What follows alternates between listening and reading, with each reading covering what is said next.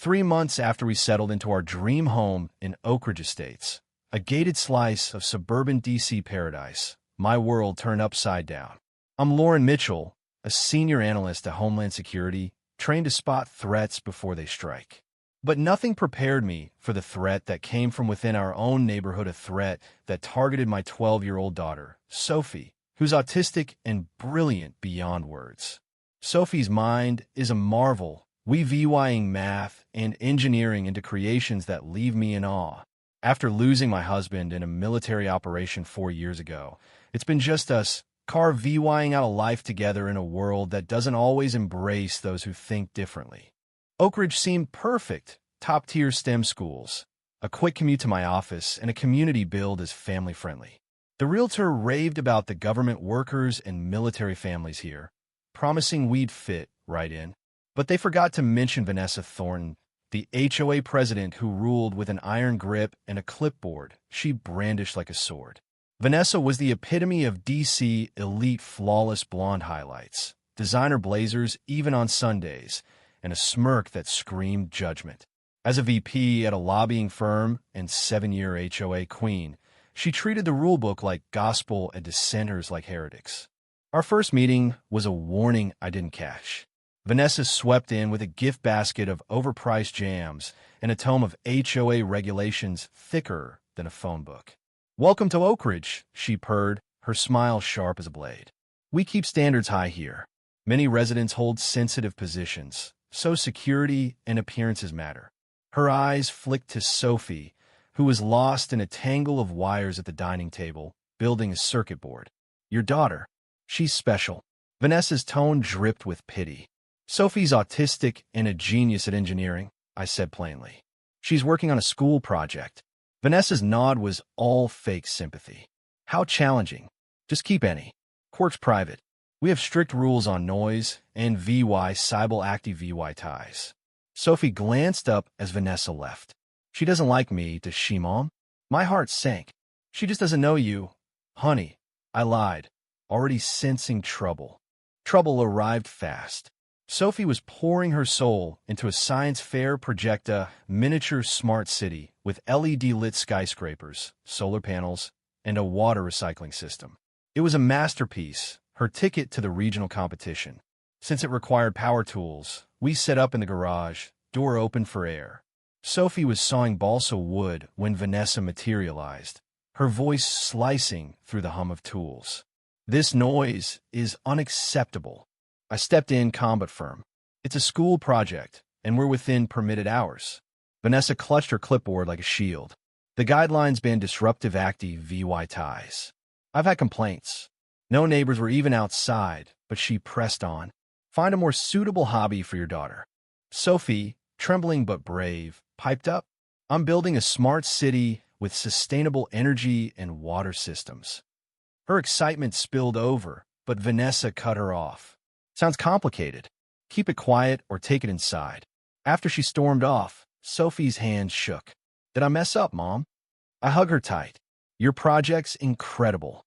Some people just don't get it." To avoid more clashes, we moved the work indoors, cramping Sophie's space but not her spirit.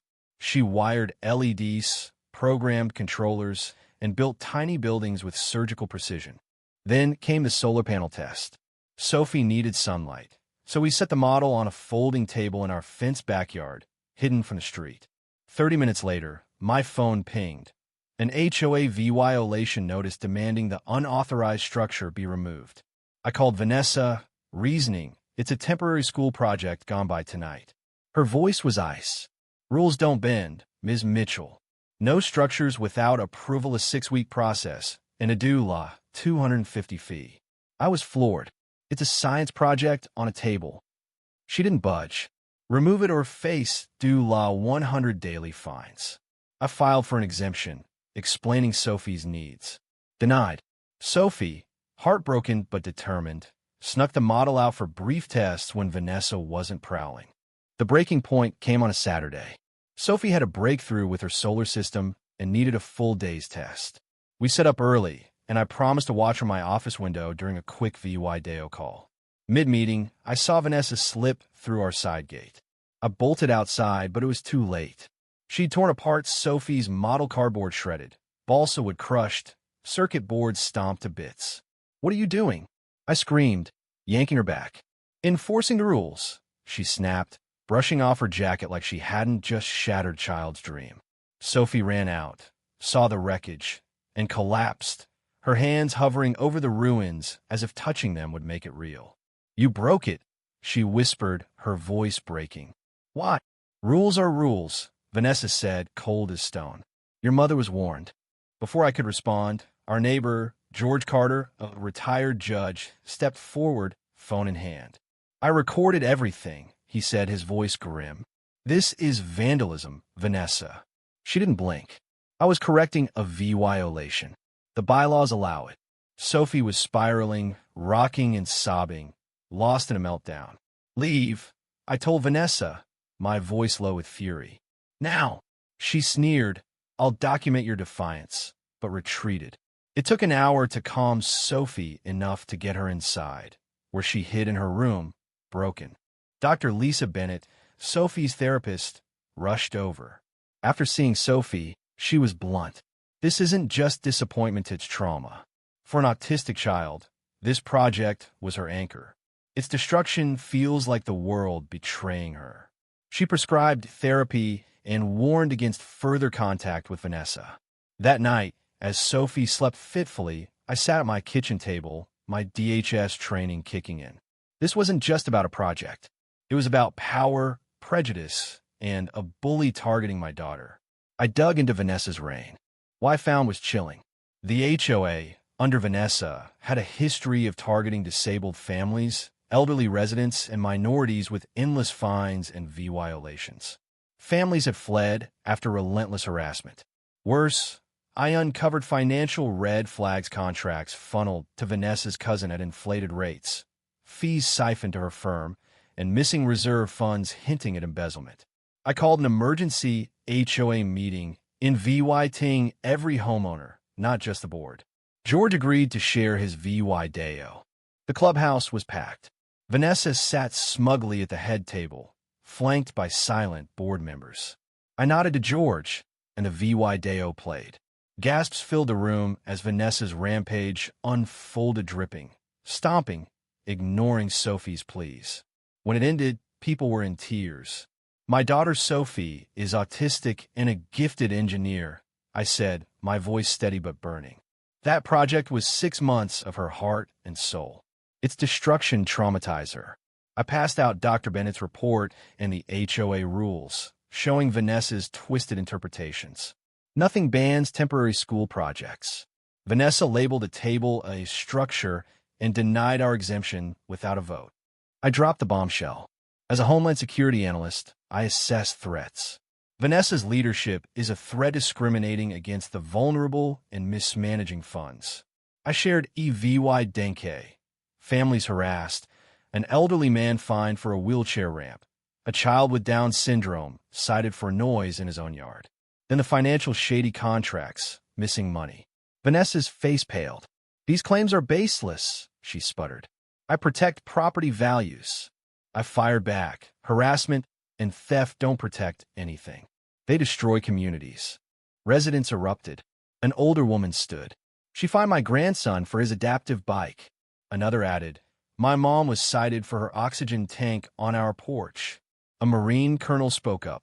"This DVY siveness weakens us. Vanessa's the real threat." The HOA VYC president moved to oust her. The vote was a landslide. Vanessa stood alone. She grabbed her bag, hissing at me. "You'll regret this." I met her gaze. "No, Vanessa, you will. I've reported your finances to the authorities. My focus is protecting my daughter and this community." The fallout was swift.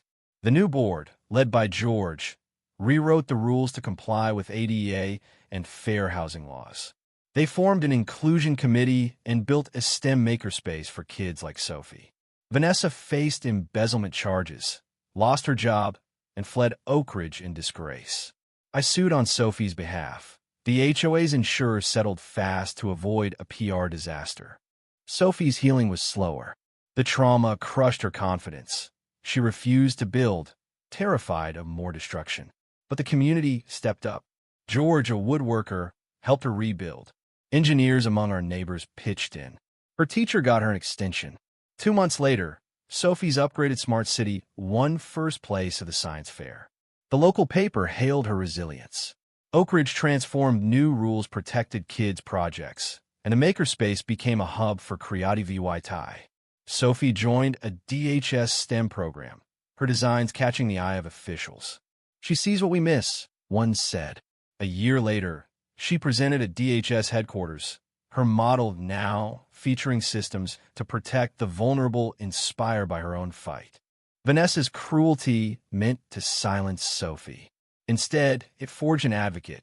Oak Ridge became a county model for inclusion, its policies spreading to other towns. Sophie, now thriving, speaks to HOAs about belonging. When my project was destroyed, she told one crowd, I thought I'd failed. But we built a better community. That's bigger than any prize. Her model sits in the community center, its plaque reading, Innovation thrives where differences shine. Sometimes the worst threats hide as protectors. Vanessa claimed to guard standards but tore us apart. Sophie taught me true security comes from connection, not control. From pain, we built something stronger. What would you have done if Vanessa targeted your child? Was Lauren too harsh? Or did Vanessa deserve worse? Should HOAs have this much power over families? Drop your thoughts below. Hit like if you're Team Sophie, and subscribe for more stories of justice and resilience.